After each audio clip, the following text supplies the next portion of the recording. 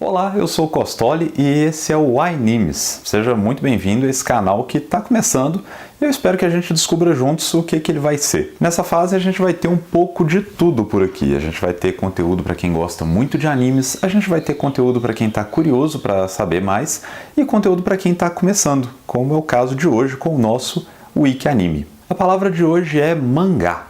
Mangá é o nome que o japonês dá aos seus quadrinhos, às suas histórias em quadrinhos. É uma indústria editorial que cresceu e se tornou muito forte dos anos 50 para cá, mas em termos de histórias em quadrinhos, nós estamos falando de uma tradição que vem de muito antes disso, vem de pelo menos desde o século XVII no Japão. Originalmente, a palavra deriva de dois kanjis, o kanji man, que quer dizer caprichoso, extravagante, mas que também pode significar improvisado, e o kanji ga, que significa desenho ou ilustração.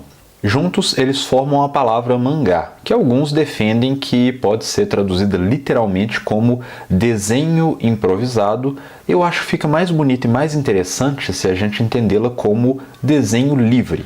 Se você perguntar qual a grande diferença do mangá para os quadrinhos nossos ou para os quadrinhos americanos, em termos de conteúdo vai ser uma diferença cultural.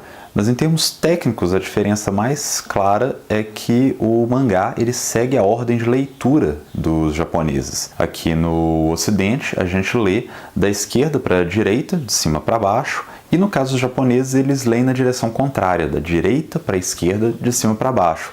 É por isso que o mangá ele parece um quadrinho que está invertido, né? Porque ele começa de onde pra gente é o final dele. No Japão, se algum dia houve uma discussão se mangá era para criança ou para adultos, isso ficou para trás há muito tempo. É inclusive bastante comum você ver adultos lendo mangás em restaurantes, no metrô, no Japão, é extremamente comum. Então, em termos de temática, no universo dos mangás você encontra de tudo. Você vai encontrar realmente coisas para crianças, você vai encontrar coisa para adolescentes, mas você vai encontrar também muitas coisas para adultos. Vai encontrar mangá pornô também, mas isso é uma outra história, é uma outra palavra para um outro dia. Como a cultura do mangá é muito forte no Japão, essa carreira, se tornar um autor, um desenhista de mangá, é uma carreira que muitos aspiram realmente. E isso tem um nome, mangaka, é o nome do autor das histórias em quadrinhos japonesas. A carreira de mangaka, ela não tem muito glamour, ela na verdade é um trabalho e é um trabalho muito pesado. Dependendo da revista para a qual você vai trabalhar, você tem que entregar 25 a 30 páginas por semana, é muita coisa.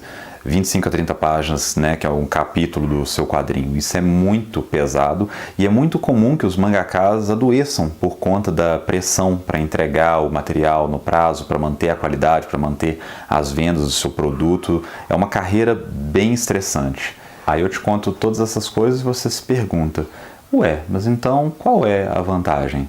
A vantagem é trabalhar com o seu sonho, é contar para as pessoas e para o mundo uma história que significa para você, uma história na qual você acredita. Outra coisa interessante e até um tanto óbvia é que vários dos animes que a gente gosta e que se tornaram muito famosos, eles originalmente são mangás. É um caminho, na verdade, bastante natural. Você tem uma história que já é popular nos quadrinhos, que já tem fãs, passá-la, né, trocar de mídia, transportar essa história para o anime, faz com que ela já tenha uma tendência a ter um público, a fazer sucesso, uma coisa que ajuda a vender a série. E o contrário também acontece, também pode acontecer de um anime fazer tanto sucesso a ponto das pessoas quererem ler a história também no mangá. E esse foi o nosso Wiki Anime de hoje, eu espero que vocês tenham gostado.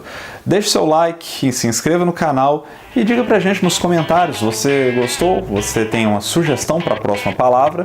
Eu espero que a gente se encontre novamente na semana que vem. Um abraço e tchau!